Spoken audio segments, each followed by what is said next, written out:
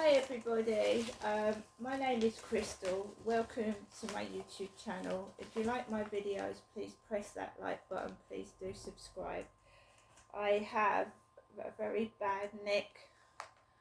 I should be resting, but I like to help people. So, the Mail on Sunday, September the 8th, 2024, page 26 to 27. By Jenny Johnston. Weather presenter Ruth was terrorised by her partner for years. Now, after his release from jail, she's made a chilling discovery. Why is my abuser ex-husband free to tout himself as a Silver Fox action hero?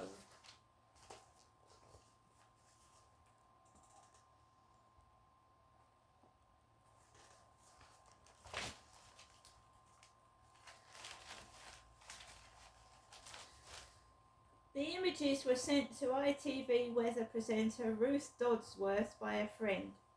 She clicked on the link to a modelling site and was stunned to see several pictures of her ex-husband, the man she'd last seen in court as he was sentenced to 3 years jail for a decade-long campaign of terror against her. Looking very Silver Fox, very desirable man about town, or as she puts it, touting himself as some sort of playboy model. The accompanying biography, in which Jonathan Wignall revealed his likes were golf and flying helicopters, confirmed he was available for modelling and acting jobs. The website of choice, Model Management, which was showcasing Wignall's profile, said it works with trusted broadcasters including the BBC and, yes, really, ITV, Ruth's employer. I couldn't believe what I was seeing, says Ruth, 49. Are no background checks done? What about due diligence? A cursory Google of his name would have revealed that my ex-husband was a dangerous man just out of prison. Helicopters and golf, I'd love to be able to reinvent my life like that. Two, unfortunately, I cannot because I'm just trying to get through each day. The Ruth on the TV, an ever-smiling face who will be immediately familiar to viewers in Wales, is usually such a sunny soul, but now she is angry. Yes, my ex-husband is free to move on with his life after leaving prison, she says.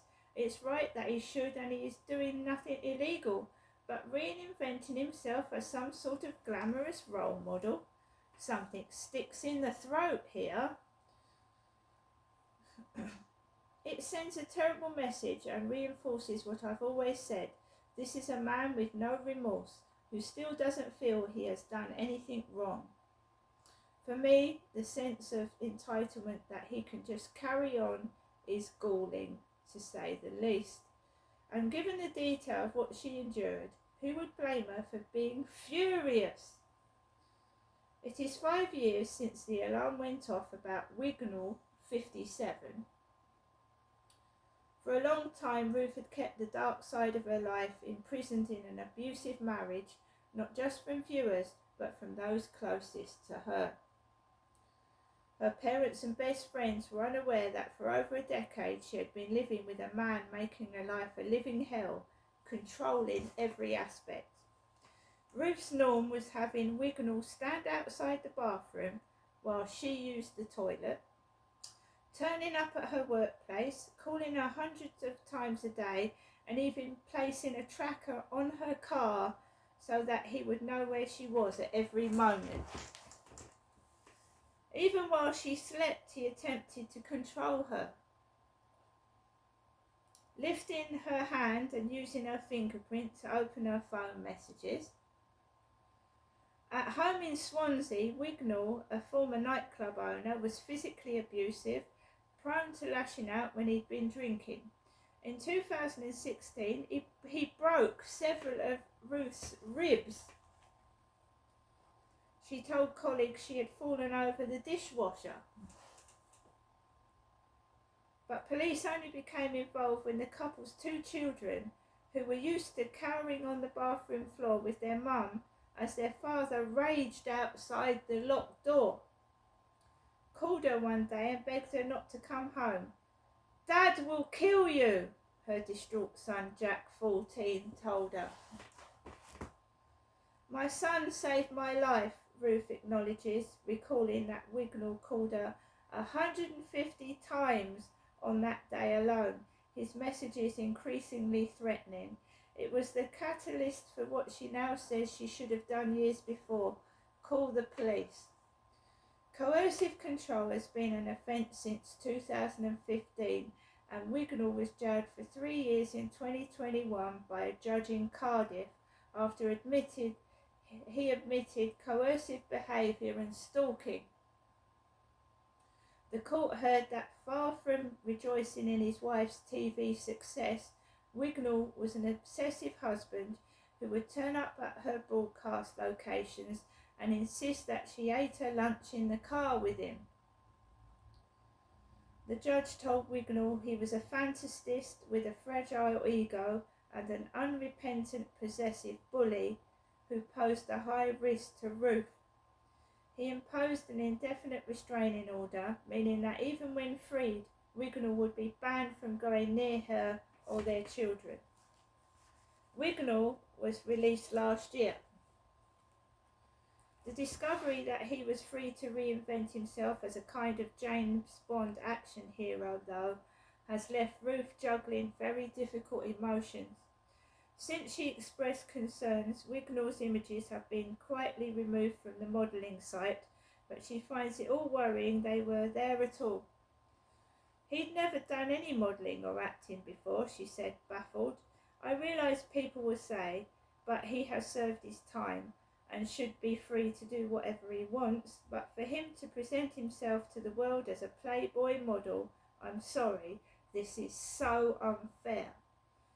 Besides, as with many domestic abuse victims, Ruth is still serving her sentence. Her ex still has her pictures on his Facebook account, which I find terrifying, she says, and there is nothing I or the police can do about it. He's doing nothing wrong, apparently. I find it chilling. She adds, "This is what is so hard to process. When you've been the victim of abuse, it takes years to come to terms with what has happened and to try to rebuild your life. Some days it feels like I've barely begun. I have 2 children who were witnesses in the trial but who are victims too, and they have been traumatised by what they have been through. We lost our home. We were left penniless, yet their father is presenting himself as this man that big public brands who'd want to work with." It took huge courage for Ruth to speak about her ordeal. She gave her first major interview to the Daily Mail after her ex had been jailed and was, she recalls now, such a wreck at the time. She says, "In a way, the speaking out was foisted on me. The trial was public. Like most women in that position, I would have preferred for it not to be out there, but even as it was happening, I realised I had to speak up, because if it can happen to me, it can happen to anyone." I remember her fury and near disbelief back then as she detailed how much of their marriage, they wed in 2002, had been a sham. Outwardly on Instagram, it seemed I had a beautiful house, a wonderful family, I was this sunny weather presenter, but actually I was sobbing in makeup before I'd go on air. At the time I didn't recognise it as domestic abuse, but that's because I knew nothing about the reality of coercive control. There had perhaps been fault lines in the marriage for longer, but when Wignall's business failed and Ruth became the breadwinner, that the household dynamics changed. She effectively spent a decade, most of our children's lives, walking on eggshells, accepting that her normal was to live in fear for her life. doing what so many domestic abuse victims do. Her children, Grace and Jack, are now 20 and 19. Grace is about to start her third year at university studying law, and yes, her family's journey through the criminal justice system has been a factor. She saw so much, and I am so proud. She wants to use her experience to help others, but I still have mum guilt that I did not get my children out of that toxic, dangerous situation earlier, says Ruth. I was so determined that they would not be from a broken home, but everything was broken. While her ex was in prison, Ruth continued to speak. She made documentaries about both her own story and the suffering of other abuse victims. She lobbied for change and worked with the police in raising awareness. She has been particularly vocal about how she was left penniless after reporting her husband to the police. She was served with an eviction notice days after his arrest, discovering that the house she thought they owned was just rented and they were in arrears. He controlled all the finances, she says. He took every penny I earned. If I wanted money for lunch, he'd give me £3 for a Tesco meal deal. I covered it up at work. I was embarrassed, ashamed. Yet the bigger picture was even more horrific. She discovered there were massive debts, some, she says, taken out in her name. She adds, I've been trying to unravel the mess ever since. Today I have no assets apart from my pension, nothing to show for the fact that I've worked hard with a good job for 26 years. My sentence here is continuing. I am so very lucky to have got out of that marriage and to be alive, to be able to talk about it, but I cannot reinvent myself. The thought of playing golf and flying helicopters is laughable. My credit rating is in the doldrums.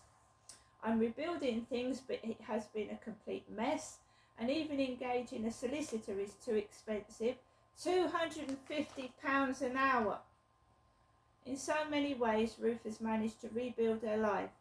She has since remarried, and she prefers to say little about her new partner for his safety, and has continued to work. I have to, and my employers have been so supportive, she says, yet the financial stranglehold is inescapable. I feel very strongly that financial abuse should be taken more seriously by police, she says. It's a thing that's impossible to escape, even after the perpetrator's gone to prison. Wignall never harmed his children physically, but used them as tools in his surveillance of his wife, to the extent of paying them to go through their mum's phone looking for any incriminating messages. Both children stood with their mother during the trial and have ever since. Neither wants to have anything to do with their father, something that relieves Ruth and makes her cry. This is not how it should be, she says. A parent should not be the subject of a restraining order with regard to their own children. When her ex was released from jail, she says it was a hugely difficult time. She got home security advice and fitted extra locks. She can't quite answer the question about whether she thinks the prison sentence was too lenient. I don't know if a longer sentence would have made any difference. My worries revolved around the fact that Jonathan never felt he'd done anything wrong. He'd told police, but she's my wife, as if that excused his behaviour. Ruth acknowledges several times that her ex is not doing anything illegal or wrong if he chooses to pursue acting or modelling, but the idea of him trying to establish a career in a similar field to hers is upsetting, and she says she worries about where he will emerge next. What's patiently clear is that Ruth's experience raises deeply troubling questions about the long-term consequences for victims of coercive control, and that the trauma does not end when a prison sentence is imposed. From where she stands, it seems easier for her tormentor to start a new life than it has been for her. Choice Model Management's website said it is one of the leading government approved employment agencies specialising in editorial, commercial and runway models.